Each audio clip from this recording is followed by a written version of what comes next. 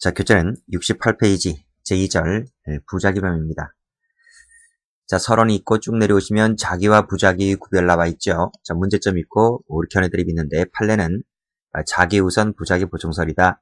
이게 판례 태도입니다. 그래서 먼저 자기를 검토해보고 부작위를 나중에 검토해본다는 것이죠. 자, 판례 보도록 하겠습니다. 자, 판례 보기 전에 노트를 먼저 정리할게요. 자, 노트는 23페이지 펴보시면 중간에 기타라고 나와 있죠. 자, 보겠습니다.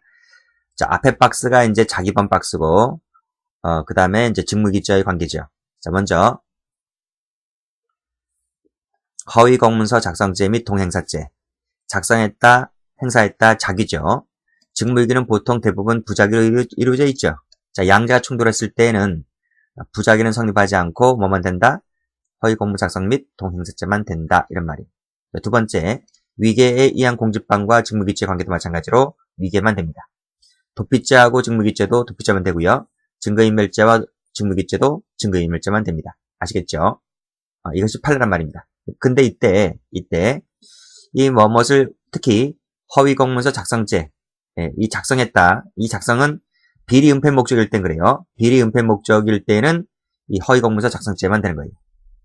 자, 만약에 비리 은폐 목적이 아니라 자, 밑에 내려오시면 비리 은폐 목적이 아니라 농지 불법 전용 허가를 신청했는데 군청에서 이를 허가하기 위해서 이를 허가를 내주기 위해서 했다면 그때는 이 자기범과 부작위범이 모두 성립합니다. 모두 성립하게 되고 양자는 경합범이 된다는 것이 판례 입장이고요. 예외를 알아두셔야 됩니다. 자, 허위공문 작성죄 및 동행사죄가 비리 은폐 목적일 때에는 이 자기범에 해당하는 허위공문 작성죄 및 동행사죄만 되지만 예외적으로 이를 허가하여 주기 위해서 했다면 두 개의 죄가 모두 다 되고 경합범이 된다는 예외적인 판례가 있어요. 됐지? 자, 그럼 다시 교재 와볼게요. 자, 교재 판례 별표 치시고. 자, 보세요. 공무원이 어떤 위법 사실을 발견하고서도 자, 비리 은폐 목적이지 은폐 목적입니다. 은폐 밑줄 그으시고. 허위 공문서 작성죄 및 동행사죄를 행사했을 때는 빨간색으로 허위 공문 작성 동그라미 치시고 동행사죄까지만 된다. 밑에 직무기죄 밑줄 그으시고 X. 됐죠? 다음 페이지. 답 별표입니다. 전부 별표야. 무지 잘 나오죠. 자, 피고인이 쭉 읽어보시고요. 자, 세 번째 줄 스스로 중간 결제하는 등 위계를 써서 최종 결제를 받았잖아요. 그럼 뭐만 됩니까? 빨간색으로 위계에 의한 공직방만 되는 거예요. 밑에도 도피죄만 되는 거예요. 자, 검은색으로 마지막에 직무기죄 밑줄 X. 이것도 마지막에 직무기죄 밑줄 X. 됐지? 그래서 두 번째 판례도 오히려 범인에게 전화로 도피하라고 얘기했지 않습니까? 그러면 도피죄만 됩니다. 자, 가장 중요한 판례 나오네요. 보람의 병원 사건 별표 치시고. 자, 됐어요? 자, 볼게요. 감염은 수술이 성공적으로 이루어져 치료를 계속할 경우에 호전 가능성이 높은 남편의 일을 경제적 부담을 이유로 퇴원시켜줄 것을 강력하게 요청하였다. 자, 의사가 뭐라 그래요?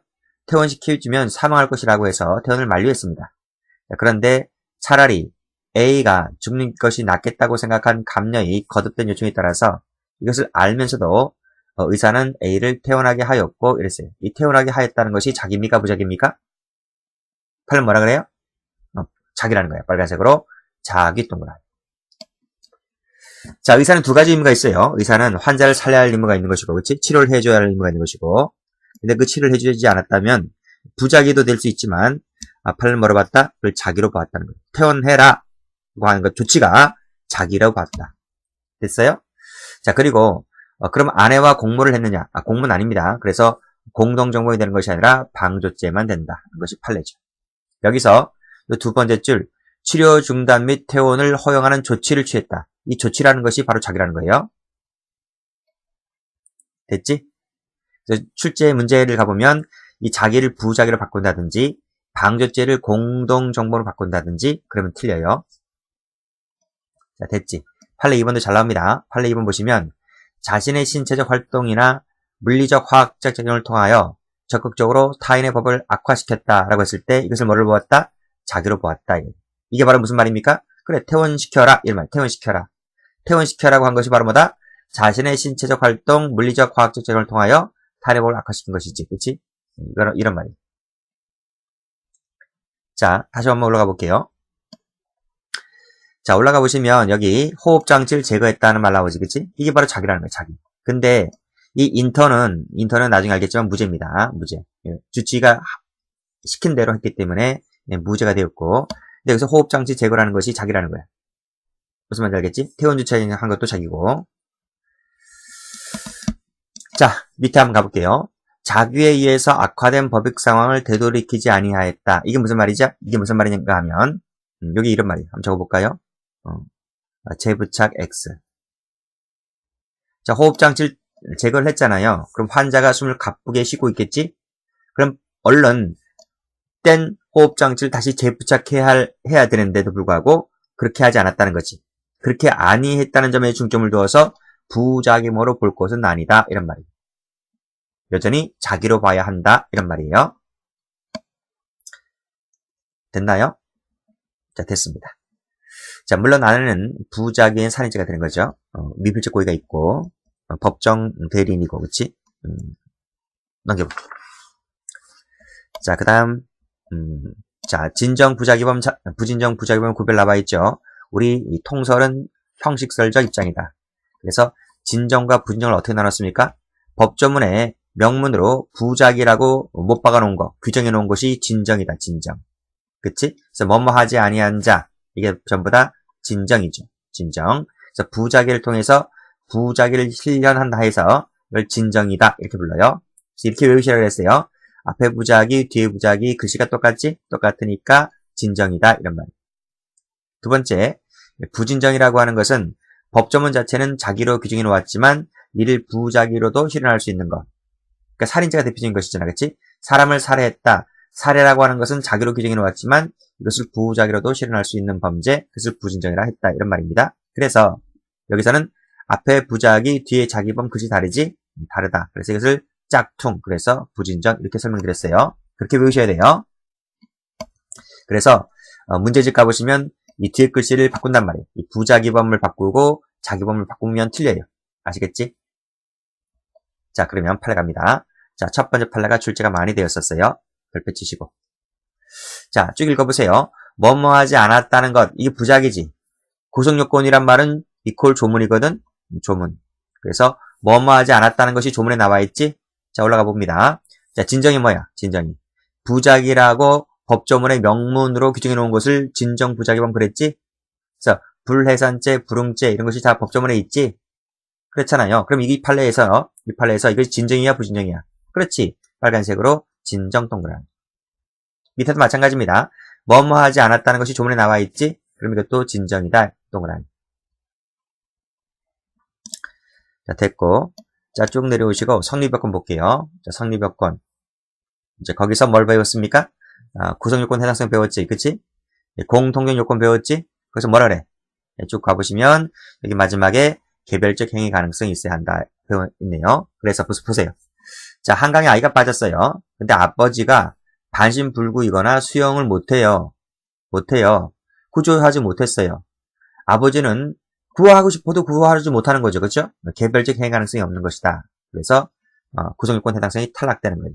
그래서 이 아버지가 부작위범이 되려면 외적 조건, 신체적, 정신적 능력이 구비되어 있을 때 이 가능성을 인정할 수 있는 것이지 그럴 가능성이 없다면 개별적 행위 가능성이 탈락되는 것이다. 이런 말이지. 그 판례가 바로 밑에 판례입니다.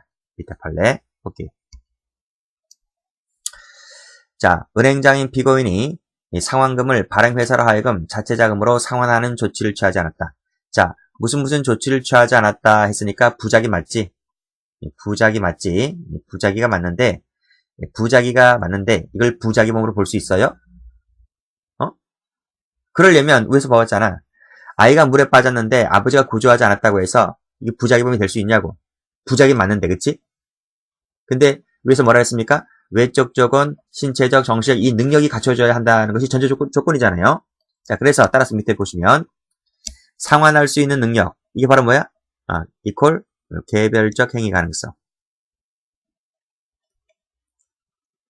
개별적 행위 가능성.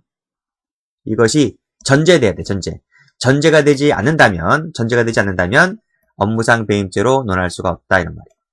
무슨 말인지 알겠죠? 이런 능력이 있는데도 불구하고 안 했다면 당연히 업무상 배임죄가 되겠죠? 이런 능력이 없다면 배임죄로 몰고 가서는 안 된다는 것이 판례입니다. 자주 나오는 판례는 아닌데 옛날에 사법시험에서 한번 나온 적이 있어요. 자, 다음 페이지. 자, 그 다음 쭉 없네요. 쭉 다음 페이지 가보시면 이제 보증인적 지위에서 나와 있네요. 보증인적 지위. 자, 보증인적 지위가 뭐라고 되어 있습니까? 여기 보증인지로부터 발생하는 의무다 라고 되어 있고, 이러한 의무는 법적인 의무다 라고 되어 있네요. 그리고 일반적 의무는 탈락이다 이렇게 되어 있지? 자, 판례로 갑니다. 판례 별표 치시고, 이 판례 무지 잘 나오는 판례입니다. 빨간색으로 법적이다 동그라미. 법적. 법적이란 말은 법적이란 말은 밑에 나와 있어요. 법적이란 말은 법령을 포함하는 말이지. 법령 포함하고 법률행위 포함하고 선행행위 포함하고.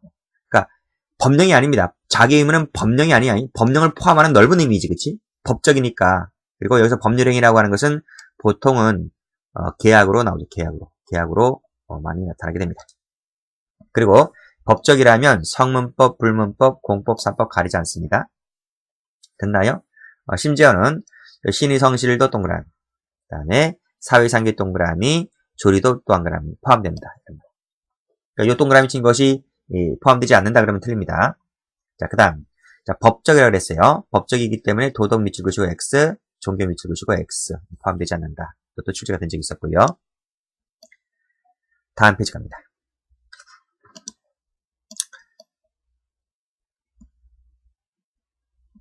자, 이거 좀 알아두셔야 돼요. 이거는 체계적지, 2분설, 다수설이지, 그치? 시험은 요게 잘 나옵니다. 위법성 요소들도 잘 나와요. 그래서 이 지위하고 의무를 모두 위법성 칸에 놓는다. 그래서 이 부분에 착오가 있다면, 여기에 착오가 있든 여기에 착오가 있든 모두 다 위법성의 착오를 푼다. 이게 이제 16조란 말이에요. 16조. 형법 제16조. 됐어요? 정당한 이유가 있는지 없는지에 따라서 책임 여부를 달리하지. 자, 비판점 좀 알아주셔야 됩니다. 고정요건 해당성이 너무나 확대된다는 비판점을 꼭 좀 알아두셔야 돼요. 설명은 제가 기본 강의 때 했어요. 됐는가? 자, 반면에 구성요건 요소들은 모두 다 구성요건 요소로 보는 것이고요. 착오가 있다면 구성요건적 착오로 풀죠. 자, 이제 우리 이제 2분설이 다수설이죠. 다수설. 보증인 지위는 구성요건 요소에 놓고 의무는 위법성에 놓고. 됐어요? 만약에 그 지위에 착오가 있다면 고성요건적 착오로 풀죠. 이게 13조로 풉니다. 의무에 착오가 있다면 위법성 착오로 풀죠. 이것을 16조로 푼다. 이렇게. 지금 판례 시간이기 때문에 이런 부분 설명 안 합니다. 자, 쭉 내려오시고. 자, 그 발생 근거 관련해서 형식설, 실질설, 결합설이 있는데 이 판례가 뭐죠? 형식설이에요, 형식설. 그래서 이 책도 보시면 이 형식적 분류가 바로 판례 입장이란 말이에요. 됐어요? 그래서 올라가 보시면 형식설은 보증인 지위하고 자기 의무를 법령, 계약, 선행행위, 조리 등의 형식에 따라서 결정한다. 이렇게 보고 있죠. 자, 그럼 갑니다. 자, 법령 갑니다. 법령은 공법, 사법, 불문이지. 그 밑에 4번 체크하시고 여기 이제 친권자 자 나와 있지? 친권자의 자 민법이 나와 있습니다. 부부도 민법이 나와 있고, 그치? 경찰관은 경직법이 나와 있고, 의사는 의료법이 나와 있고, 운전자는 도로교통법이 나왔단 말이에요. 자, 친분상의 지위 때문에 특별히 부과되어 있어야 한다. 따라서 일반적 의무는 탈락이다. 이렇게 변조 있습니다. 다음 페이지. 자, 입찰보증금 사건 나와 있지? 자, 볼게요. 자, 1번 보시면 방조 나와 있는 방조범 할 때 배우지? 방조범은 자기도 되지만요. 밑에 부작위 동그라미도 가능해요. 자, 그래서 법원의 입찰 사건 재반 업무를 담당으로 주된 업무를 하는 이 공무원이 밑에 줄 입찰 사건의 보증금이 계속적으로 횡령되고 있다는 사실을 알았었더라면, 그치? 밑에 담당 공무원으로서는 제지하고 보고하는 등의 방법으로 그 행위를 방지해야 할 법적 밑줄, 자기 의무를 지고 있는 것이다. 그 동기가 어떤 동기든지 간에 이 동기는 세무치지고 탈락. 이 동기가 범죄 성립을 좌우하지 못합니다. 동기가 최악의 사태를 방지하기 위한 동기였다 할지라도 밑에 줄 공무원이 그 사문의 횡령행위를 방조용인했다면 빨간색 방조용인 동그라미. 뭐로 본다? 횡령죄의 방조범으로 본다. 정확히 말씀드리면 부작위에 의한 방조범이 되는 거죠. 됐어요? 자, 올라가 볼까요? 자, 법원 총무의 총무갑은 공무원이죠. 공무원. 자, 그 법원 속하는 사무소의 직원들이 입찰보증금 약 45억을 횡령하고, 보충하는 방식으로 뭐뭐 했다는 사실을 알면서도 밑에 줄 당장 사관에게 보고하는 등의 조치를 취하지 않았다. 이때 이 총무갑의 지책은 뭘까? 이런 말이에요. 이 총무갑이 상위자잖아요. 상위 공무원. 갑이 상위자이고요. 그 다음에 을이 하위자. 이 사람이 감시해야 되잖아, 그치? 근데 이 사람이 횡령하는 것을 알면서도 이 감시 의무를 다하지 못했다는 거지. 보고도 안 했고요. 그쵸? 그치? 그럼 이 사람 책임져야 되겠지? 책임지는 것이 바로 부작위에 의한 방조법입니다. 이런 말이에요. 됐죠? 이때 법적인 자기 의무는 어디서 나오는지? 법적인 자기 의무는 앞 페이지 몇 페이지인가? 73페이지. 거기에 밑에서 두 번째 줄 뭐라 그랬습니까? 법령, 법률행위, 선행행위, 신의칙, 사회상규, 조리 그랬죠? 그럼 거기서 뭐일 것 같아요? 법원조 공무원 얘기인데 법원조직법에 나와 있겠지, 그치? 법원조직법이라든지 법원조직법이 있으면 법령이 될 것이고 법원조직법이 없으면 뭐 신의칙이라든지 사회상규, 조리로 얼마든지 나올 수 있겠지. 그쵸? 보증 의무 발생 근거가, 그치? 근데 이 사람이 아무런 조치를 취하지 않았기 때문에 그 죄의 방조범으로 처벌을 받는다. 이런 말이에요. 자, 밑에 판례 가볼게요. 자, 밑에 판례 보시면 경찰관 나와 있지? 경찰관은 왼쪽 74페이지 각주 4번에 뭐라 그랬습니까? 경직법의 보호 의무 발생 근거, 보증인지 발생 근거 나와 있다 그랬죠? 경찰관이라는 사람이 어떻게 했습니까? 근 3시간 동안이나 아무런 조치를 빨간색으로 취하지 않았다. 동그란. 그러면 이것도 법령에 근거해서 부작위에 의한 유기죄 성립을 인정하게 되겠죠. 자, 밑에 판례 중요한 판례 나옵니다. 자, 이부 판례 별표 치시고. 자, 도로교통법 50조 1항 2항인데, 자, 교통사고 발생했을 때 구호조치 의무 및 신고 의무는 그 사고 운전자에게 있어서 그 사고 발생에 있어서 빨간색으로 고의나 과실이나 유책, 위법, 유무와 관계없이 부과된 의무다라는 거예요. 지금 이 차 운전자가 보행자를 치웠잖아요. 차량 운전자가 보행자를 치웠다고 했을 때 차량 운전자가 잘못이 전혀 없다 할지라도 모든 책임은 보행자 잘못이라 할지라도 즉 운전자에게는 아무런 잘못이 없다 할지라도 사람이 치웠잖아. 지금 죽어가고 있잖아요. 그렇죠? 그러면 그 운전자에게 고의가 있든 과실이 있든 책임이 있든 위법이 있든 관계없이 무조건적으로 구호조치 의무, 신고 의무를 해야 된단 말이에요. 일단은 불을 꺼야지. 그래서 그 다친 보행자를 빨리 병원으로 데려가서 살려야 되겠지. 그렇잖아요? 아무리 자기가 바쁘다 할지라도 자기에게 과실이 없다 할지라도 타인에게 신고를 부탁하고 현장을 떠나면 되겠어요? 안 되겠어요? 안 된단 말이죠. 위의무를 다한 것은 아니다 이런 말이에요. 결국 이 사람은 도로교통법에 따라서 이 법률 위반죄로 처벌을 받는 거지. 됐죠? 자, 두 번째 계약갑니다. 계약 보죠. 자, 밑에 백화점 사건 나와 있지? 업무 담당 직원 밑줄 보시고. 자, 백화점에서 이제 명품 코너 있죠? 뭐 샤넬이라든지 뭐 루이비통, 구찌 이런 그 여자 명품 좀 있잖아요. 거기서 이제 진짜를 팔아야 되는데 가짜 짝퉁을 판단 말이에요. 그러면 뭐 회사 백화점에서는 이미지 먹칠하는 경우도 많이 있겠지? 그럼 그 담당 직원은 어떻게 될 것 같아요? 상급자에게 보고해서 시정하도록 해야 할 계약상 또는 조리상 의무가 있다. 계약서를 썼으면 계약상, 그치? 계약서를 안 썼으면 조리상 의무가 있다 할 것이다. 그런데도 불구하고 밑에 줄 빨간색으로 계속 방치했다는 거예요. 그럼 뭐가 됩니까? 그렇지. 보증인지 발생 근거했지? 계약상 또는 조리상 부작위에 따라서 방조했다 이렇게 보는 거죠. 자, 밑에 판례 별표. 근데 중고차는 예외가 있습니다. 중고차는. 자, 중고차 판매 밑줄 그으시고. 자, 할부금 채무 존재를 고지하지 않았단 말입니다. 할부금 채무 고지하지 않았다. 세무 쳐볼까요? 이것은 부작위 범위 대죄를 낳는다. 이런 말. 당연 승계되는 것이 아니기 때문에. 그러니까 여전히 차를 팔았다 할지라도 할부금은 여전히 내가 내잖아요. 그렇죠?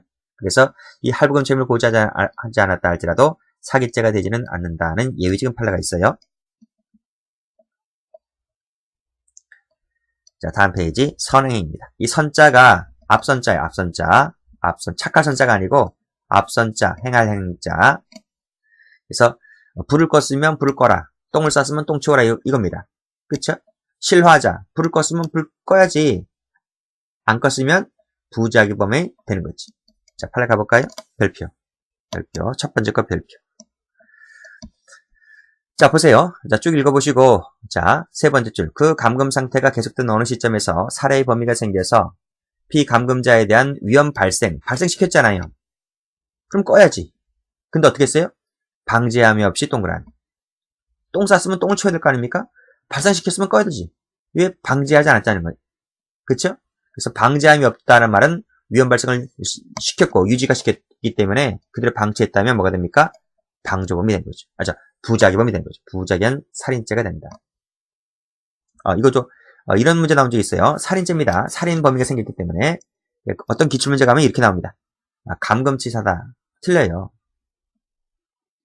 살인죄 고의가 나왔는데 자, 두 번째 줄 끝에서 끊으시고 그 다음을 읽어보시면 될 것 같아요. 자, 웅덩이를 팥두었다는 거예요. 팠으면 어떻게? 팠으면 메워야지. 아니면 조치를 취하든지. 근데 어떠한 조치를 취하지 않았고 그래서 보행자가 지나가다가 그 웅덩이에 빠져서 다쳤다면 업무상 과실치상죄가 되죠. 여기서는 부작위에 의한 말이 생략되어 있지. 그 다음 촛불을 켰으면 꺼야지. 안 껐지? 밑에 보시면 상자를 뒤집는 등으로 쉽게 지나갈 수 있었는데도 불구하고 안 껐지? 부작위범이 되는 거지. 자, 4번 조리 갑니다. 조리. 조리란 말은 여기 나와 있지? 조리나 사회상기나 신의칙이나 같은 말이에요. 자, 목적물 하자가 있죠. 하자에 있는 목적물을 팔면 안 되지. 그치? 그럼 물건을 팔고자 할 때는 신의칙상, 도리상, 상도리상 그 하자품에 대한 고지 의무가 있잖아. 그치?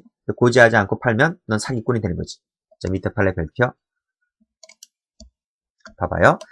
부작에 따른 기망은 법률상 고지 의무 있는 자가 미칠 것이고 이걸 뭐라 그래? 한마디로 보증인 지위. 보증인 지위에 있는 자가 이런 말이에요. 밑에 줄. 일반 거래 경험칙상 상대방이 그 사실을 알았었더라면 그 사실이 뭔데? 하자지, 하자. 그 하자가 있다는 것을 알았었더라면 당의 법률행위 뭔데? 계약이지, 계약. 이 계약을 하지 아니하였을 것이 명백하다면 신의칙에 비쳤을 때 고지할 의무가 있는 것이다. 고지할 의무가 있다. 따라서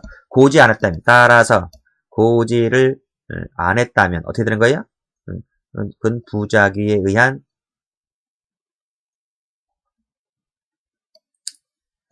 기망이 된다 이란 말 이해되시겠지? 이렇게 정리를 해주시고 아주 중요한 판례입니다. 자, 이러한 법리를 통해서 판례 볼게요.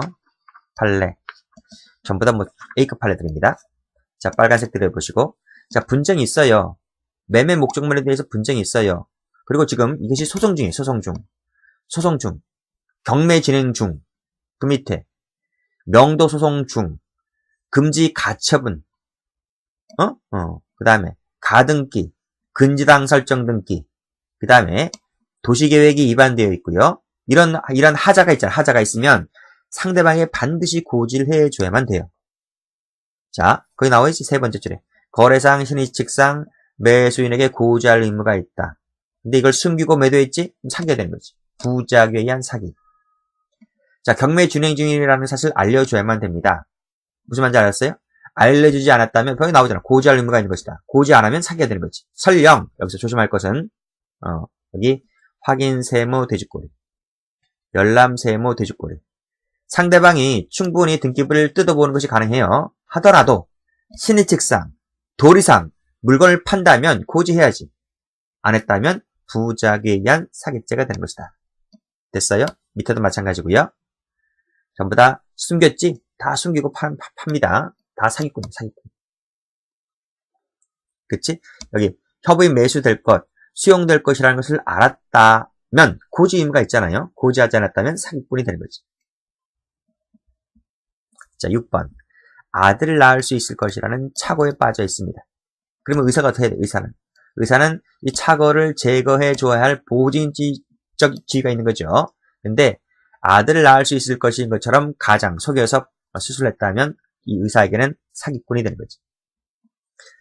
자, 이름도 같은 제품을 국내에 판매되고 있다는 것을 알면서도 그것을 말하지 않았지? 국내 독점 판매 계약을 체결했다는 거예요. 역시 사기꾼이지.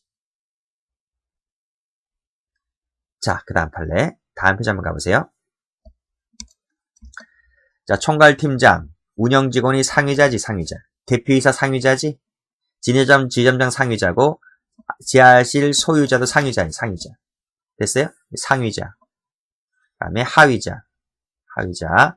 이거를 고지할 의무가 있는데, 이걸 고지할 의무가 있거나, 뭔 일을 하고자 했는데, 이걸 방치해버려, 방치. 방치하면 이 부작위 범위 된다. 이런 말이지. 밑에 보시면, 방치 동그라미, 적절한 조치를 취하지 않았지, 그치? 적절한 조치를 취하지 않고, 공인을 훼손하게 하였다, 동그라미. 배임행위를 방치했지? 그다음에 알면서도 방조했지? 전부 다 방조범, 방조범. 그러니까 이 하위자가 범죄 행위를 하고 있어요. 범죄 행위를 하고 있으면 이거를 제거해줘야 시정 조치를 취할 의무가 있는데 이 상위자가 이걸 방치하면 부작용이 되는 거예요. 자, 12번. 법무사가 아닌 사람이 법무사를 소개되고 있잖아요. 그럼 상대방이 지금 착오에 빠졌다는 얘기인데 그럼 착오를 제거해줘야 할 보증적지가 있잖아. 근데 오히려 이걸 이용해 먹는 거죠. 법무사 행세를 계속했다. 동그라미. 사기지. 자, 13번 체크하시고 그 밑에 2번 체크하시고 비교하셔야 돼요. 자, 매수인이 매도인에게 잔금을 지급함에 있어서 금액을 많이 줘요. 초과해서 돈을 줍니다. 그럼 뭐 어떻게 돼? 상대방이 착오에 빠졌지. 착오에 빠졌잖아. 그럼 내가 그 착오를 제거해 줘야 할 보증적지가 있는 거지. 사장님, 돈이 너무 많이 들어왔는데요? 왜 이렇게 돈을 많이 주시는 거예요? 이렇게. 그치? 착오를 제거해 줘야 할 보증적지가 있는데 그 착오를 제거하지 않으면 이게 사기지, 사기. 언제? 받기 전에나 받든 중에 그 사실을 제거를 해줘야 돼요. 그때 착오를 제거를 해줘야 되는 거예요. 그냥 받아치기면 어떻게 됩니까? 그대로 수령하게 되면 이것이 사기죄가 되는 거예요. 그러나, 자, 밑에 판례. 자, 똑같죠? 금액을 초과하는 돈을 주죠. 근데 그때는 몰랐어요. 그때는 몰랐는데 언제 알았어요? 끝마친 후에 집이 와서 알았어요. 집에 와서 알았을 때는 그때는 모든 것이 끝났기 때문에 착오를 제거해 주어야 할 보증적지가 없단 말이에요. 그래서 이때는 점이탈물 횡령죄가 되는 것이지 사기죄가 되지를 않는다. 이런 말이에요. 됐어요? 두 가지 비교하시고요. 그 다음 1번 판례는 거의 안 나오는데 자, 선장이 있네. 선장은 뭐 선원이나 선박에 대한 안전 의무를 갖고 있는 것인데 뭐 돈 얘기를 하고 있네요. 이것은 방조라고 볼 수가 없다. 왜 그런가 하면 적으세요. 직무 관련성 이 없기 때문에 방조라고 볼 수가 없다. 이런 말이에요. 그 다음 페이지 보면 나와 있어요. 다음 페이지 보시면 여기 타인에 대한 감독 의무 나와 있잖아요. 그치? 그러면 여기 친권자 교사 쪽 나와 있고 여기 상관 있고 선장 있잖아요. 그치? 직무 관련성이 있기 때문에 직무 관련성이 있기 때문에 부작위범이 되는 것이지만 그 앞 페이지에 나와 있는 1번 판례는 직무 관련성이 없기 때문에 부작위범이 되지 않는 거예요. 자, 이것도 한번 나온 적이 있습니다. 경찰 시험에 나온 적이 있는데요. 여기 기억번 체크 한번 해볼까? 계약 나와 있을 텐데 사실상 보호기능을 인수하고 있다면 이것도 보증인적 지위가 발생한다. 이런 말이 됐어요? 그렇게 봐주시고 여기 그 계약의 근거 유무, 계약의 유효 여부, 종료 여부 관계없이 이렇게 한번 나온 적이 있어요. 자, 그 다음 3번 동가치성. 됐어요? 그래서 자기하고 이퀄 부자기가 가치가 똑같이 나가야 한다. 동가치가 되어야 한다. 이 동가치라고 하는 것은 행위태양을 말하고 행위태양이. 그러니까 행위태양이 뭐예요? 행위의 모습이 행태를 말해. 행태. 앞 글자 따서 행태. 아시겠어요? 그 행태의 모습, 행위의 모습이 자기와 부자기가 이퀄 되었을 때 동가치성이 있다. 이런 말이에요. 자, 판례 별표. 이것도 많이 나왔지. 법적인 자기 의무를 지고 있는 자가 무슨 말이야? 이퀄 보증인적 지위가 있는 자가 이런 말이에요. 이게 있는 사람이 자, 밑에 줄 쉽게 발증제할 수 있었음에도 불구하고 방관한 채 그 의무를 이행하지 않았을 때 볼까요? 봐봐. 자, 부작이 나와 있지? 자기 나와 있지? 동등 동그란. 이 동등이 바로 뭡니까? 동치성을 말해. 동치성. 이것이 있다면 그 자기와 동일하게 부작위 몸으로 처벌할 수 있는 것이다. 이런 말. 동치성을 얘기하고 있는 거야, 지금 이게. 됐어요? 자, 이것은 몰라도 돼요. 이것은 뭐 굳이, 이제 지워버렸지? 지워버렸어요. 이것은 사시에서나 논의가 되는 부분인데, 공무원 시험에서 의미가 없어. 검찰직 7급은 모를까? 학설들은 이렇게 나오잖아. 학설 얘기다, 학설 얘기. 자, 순수 결과범위라는 게 있고, 행태에 의존해서 나타나는 결과범위 있다는 거야. 이건 결과범위 여기서 처음이자 마지막으로 논하거든요. 자, 이것은 결과만 야기만 있으면 성립하는 범죄를 순수 결과범위라고 얘기합니다. 그러니까 행위, 수단, 방법을 특정하지 않고, 그게 바로 살인, 상해 등이지. 살인, 방화 등이지. 여기서는 동치성이 적용되지 않는다는 거예요. 근데 여기, 요거 잘 보세요. 요 각주 5번을 잘 보시란 말이에요. 각주 5번. 각주 5번은 뭐라 그러냐면, 판례는 살인죄, 상해죄의 경우에, 방화죄의 경우에도 동치성이 있어야 한다라고 해서 판례는 예외로 보겠단 말이에요. 요거 행시, 옛날에, 지금 행시는 없지만, 옛날, 10수년 전 행정고시 문제에는 이게 출제가 된 적이 있단 말이에요. 2000년대 초반에. 이건 어디까지나 학설에서만 논의가 되는 것이다. 이렇게 정리를 해두시고, 경찰 시험 준비하시는 분들은 보지 마세요. 아시겠어요? 그러니까, 경찰 시험 준비하시는 분들은 삭제해버려. 경찰 시험 준비하시는 분들은. 그냥 판례만 딛다 보세요. 판례 볼까요? 저수지 사건 별표. 그 다음에, 밑에 나와 있는 모텔 사건 별표. 자, 저수지 사건 볼게요. 저수지 살인자 사건. 저수지 살인자 사건이지, 모텔 사건은 방화 사건이란 말이에요. 그러니까 이 살인자나 방화죄의 경우에도 우리 앞에서 판례는 동치성을 인정한단 말이에요. 동치성. 보여드릴게요.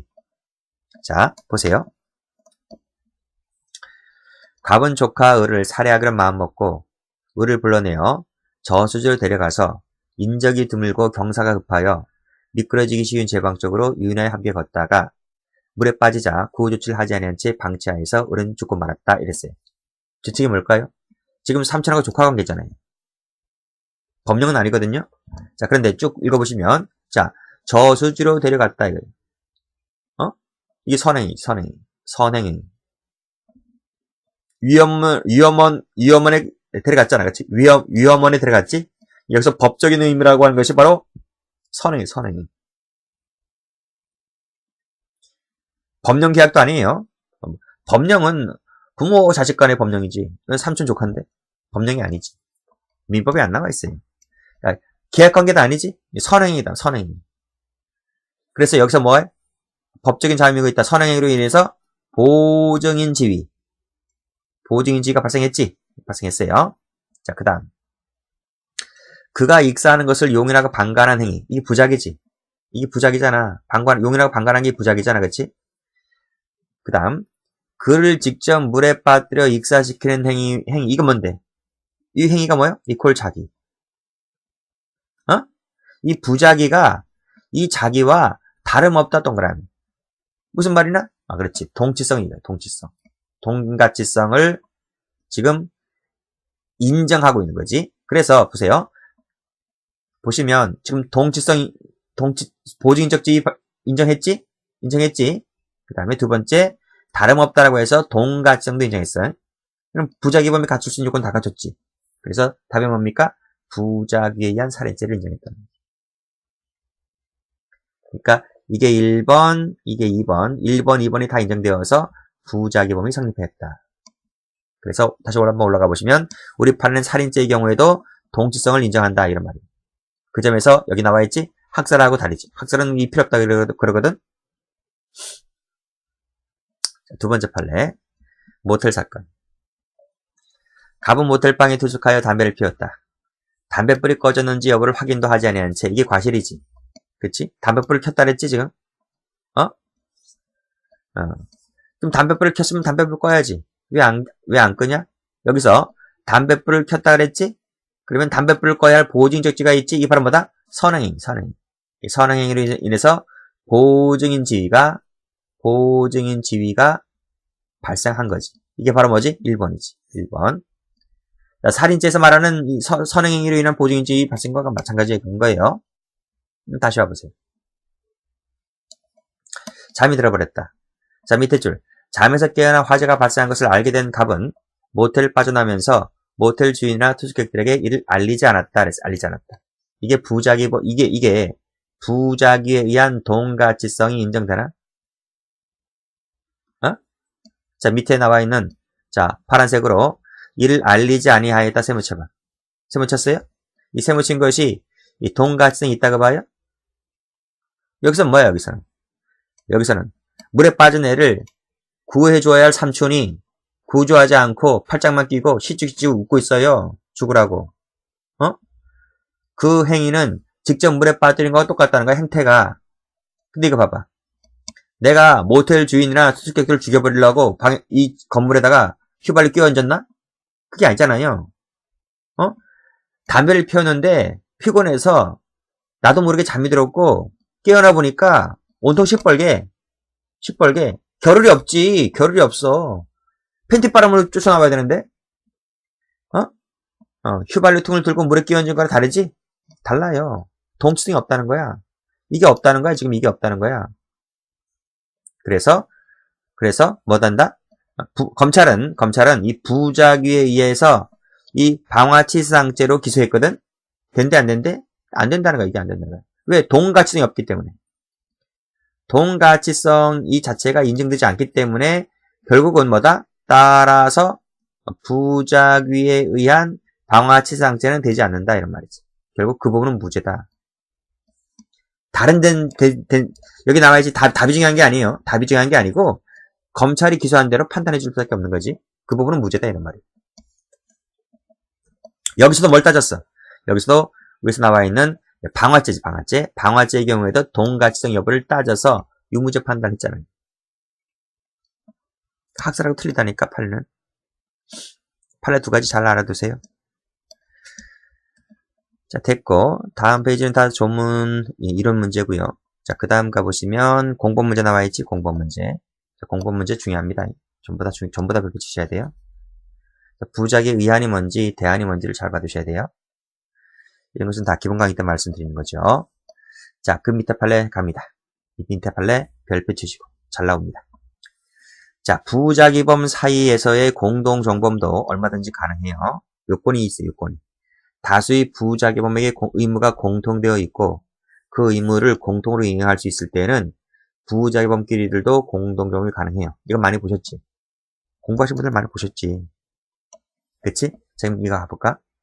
공중위생관리법상의 공중위생영업의 신고 의무가 공중위생을 영업을 하고자 하는 자에게 부여되어 있대요. 그럼 여기서 공중위생 이 영업을 하고자 하는 자가 누굴까? 사장이지 뭐예요, 사장이지. 이 공중위생영업이 뭔데? 영업의 그 얘가 뭔데? 목욕탕, 세탁소, 뭐 등이지. 그렇잖아.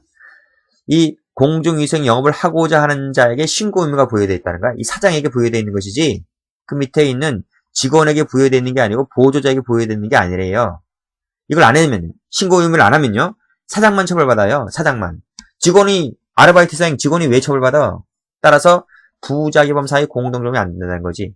되려면 첫 번째 줄에 나와 있던 의무가 공통되어 있고 그 의무를 공통으로 이행할 수 있을 때는 몽땅 다 처벌하겠지만 이 사실관계는 그렇지 않다는 거지. 가로 2번도 출제가 된 적은 있어요. 근데 워낙 중요한 것은 1번이 더 중요해요. 그래서 1번 좀 알아두시고 자 여기까지 하겠습니다.